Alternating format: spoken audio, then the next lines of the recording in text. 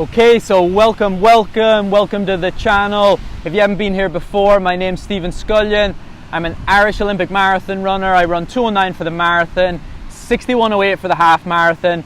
But let's skip the boring bits. You're here today because every time you enter a race, you pick up little injuries on the way, or you want to know about strength training, or you're just tired of your body feeling sore in certain areas, and so you want that to go away, you want to get better. Ultimately, you're here to get better at running.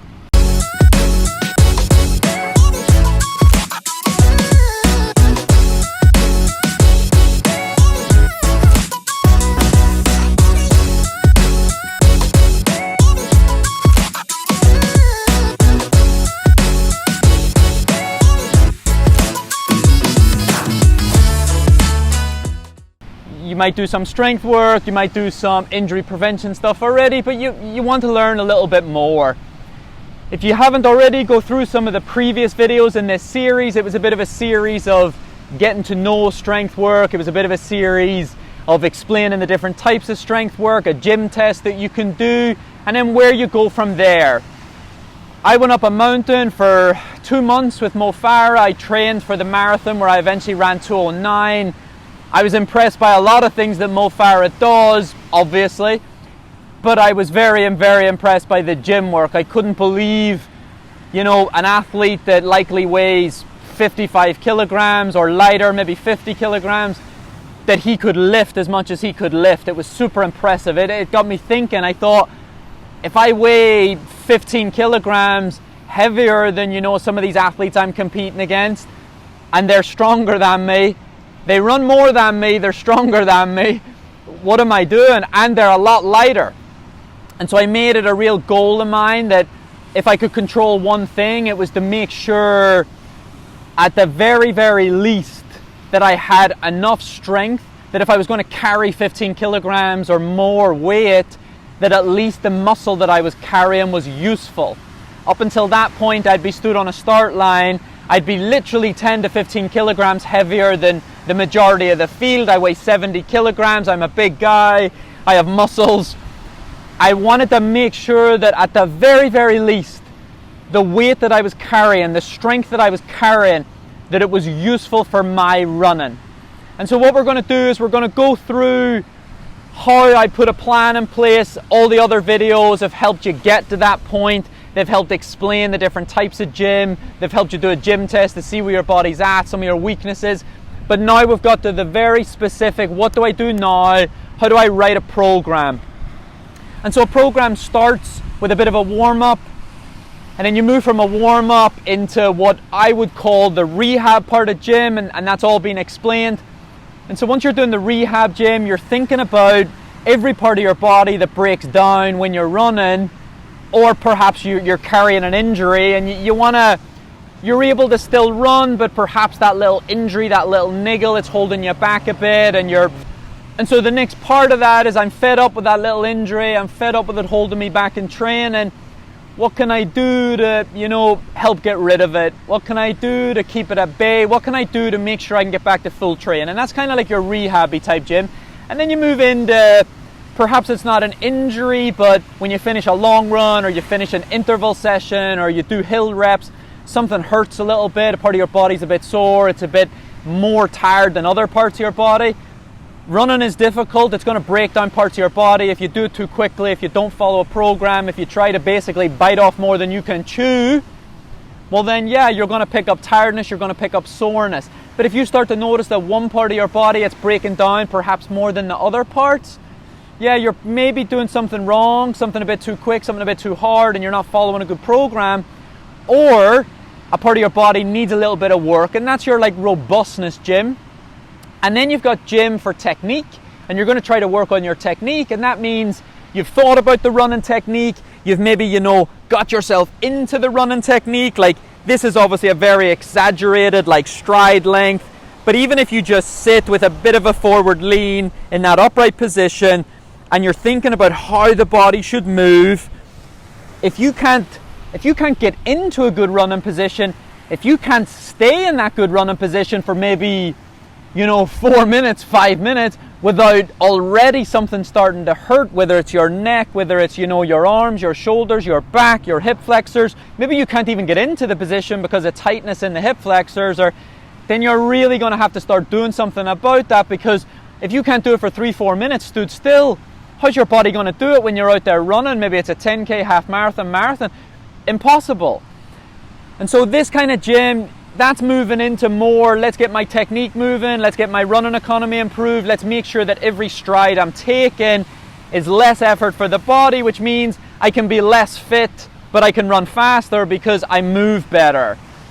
It makes sense. And so the final bit of gym is then you move into like the performance-y type gym, and you might be looking at plyometrics, you might be looking at hill bounds, you might be looking at some fast feet, you might be looking at squats, you might be looking at box jumps.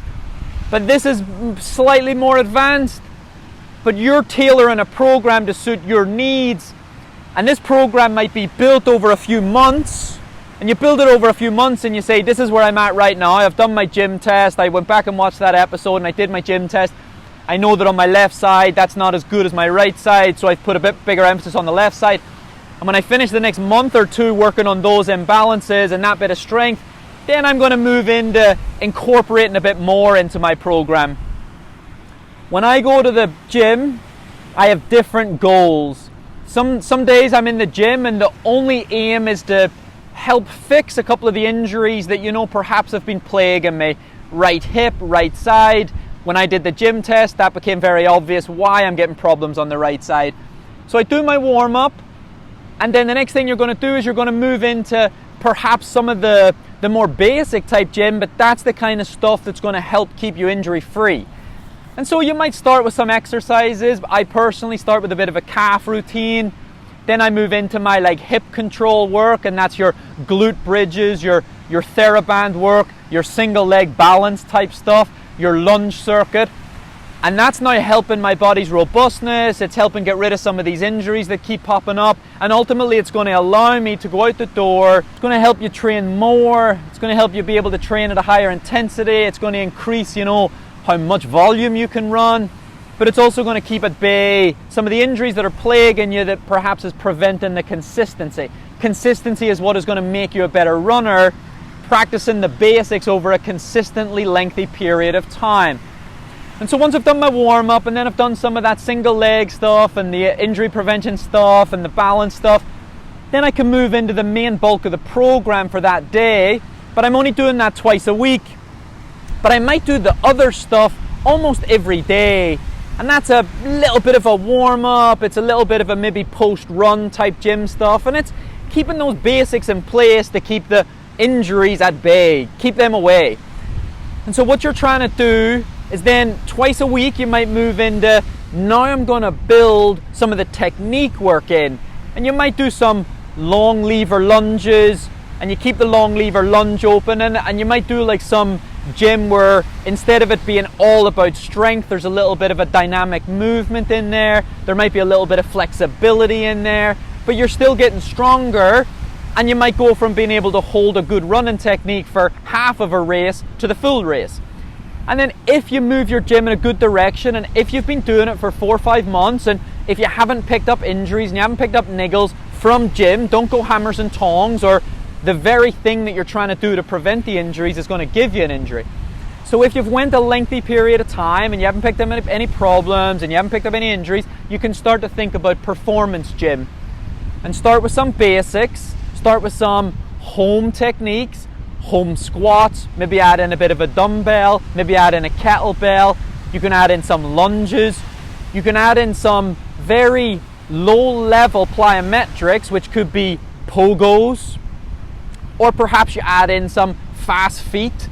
And these pogos and these fast feet, or maybe some hill bounds or some hill sprints, that's still strength orientated. It's all about muscle fiber recruitment. Muscle fiber recruitment, what are you talking about, Stephen? Muscle fiber recruitment is, I'm carrying this weight. Not only do I want this weight to be useful, if I'm going to carry the muscle weight, I want it to work, but you also want to teach your body how to use more of the muscle fibers that it has. And so some people can get strong But what they're not doing is making it running specific. And so while you're running, one foot hits the ground, bang, next foot hits the ground, bang, you might not be able to use the muscle fibers that you have. And so by doing hill bounds, fast feet, some of this plyometric type stuff, maybe some squats, maybe some lunges, you're teaching that connection, that brain, to get the muscles working in sync. But you're also helping teach the body how to use more of the muscle fibers that it already has. The easiest way I can explain that, somebody that's really good at arm wrestling, they might not be they might not have the biggest arm, but what they can do is they can recruit every single muscle in that arm, and because they're so strong, they can almost rip the arm off the bone. We're almost taught as humans not to be able to use all of the muscle fibers that we have as a safety mechanism. So at the moment you might only be able to use 30% of your glutes, 30% of your quads, etc., etc. Some of this performance gym, yes, it's all about increasing your power to weight ratio, but it's also about using more of the muscle that you already have. The final part of a gym routine, it might be a little bit of a dynamic movement or some core stability work, or it's kind of like bringing it all together.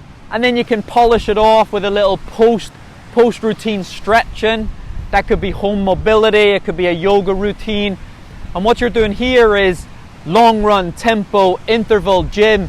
All it's doing is shortening your muscles. Muscles are getting shorter and shorter and shorter. Yes, they're getting stronger, but they're getting shorter and shorter and shorter. And so what you're doing at the end is you're encouraging recovery. You're making sure that the gym work you're doing isn't going to cause injuries next week round the corner, but you're also making sure that that elasticity in the muscle, that it's useful. And if all you're doing is beating the body down, remember the sponge analogy. Every time I'm talking in the running school and that how to get better at running, how to get faster at running, you're giving all this advice on how to get better, how to get faster. People are taking notes, they want to get better, it's simple. But you have to remember the sponge. If your sponge is full of water, you dip it in a bucket, it cannot possibly absorb any more.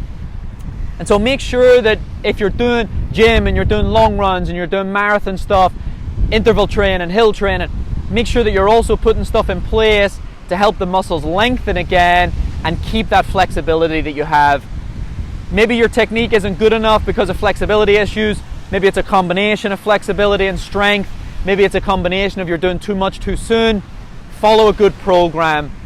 Look, I really hope you enjoyed this. I've showed you examples of what I do in the gym. I've told you why, that's why I do it, that's how I structure it. I've told you a little bit about, the period of time that you might want to work these things in. The actual performance gym once or twice a week.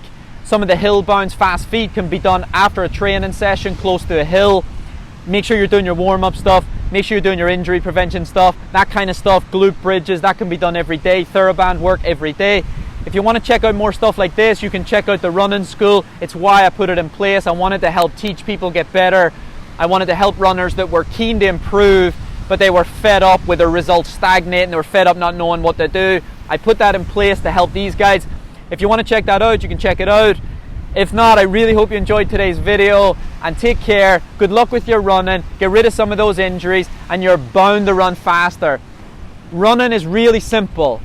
You will get the results that you deserve, but you need to work out for yourself what's holding you back. For some people, you're too eager, you're trying too hard, you're not being patient enough. Other people, it's a lack of knowledge. You can find that knowledge, you can find it on YouTube, you can find it in the running school. For some people, it's they haven't quite worked out yet what's holding them back. Is it psychology? Is it your body? Is it recovery? Are you not putting a big enough emphasis on recovery? Do you not hold back enough? It's some of the stuff that you're struggling in life with in terms of psychology hindering you from getting better at running. Start to have a think about it. I've been trying to figure this stuff out for 15 to 20 years. It takes a lot of figuring out to get to the Olympics. But I also just believe genuinely people want to be better, they deserve to be better, but they just don't know where to start. I hope this was a good starting place. Check out some of the other videos. If you want to check out the school, check out the school, and good luck. I honestly hope your results improve. Start to put some of these routines in place, and don't be surprised if your next couple of results are your absolute best of your career. Good luck.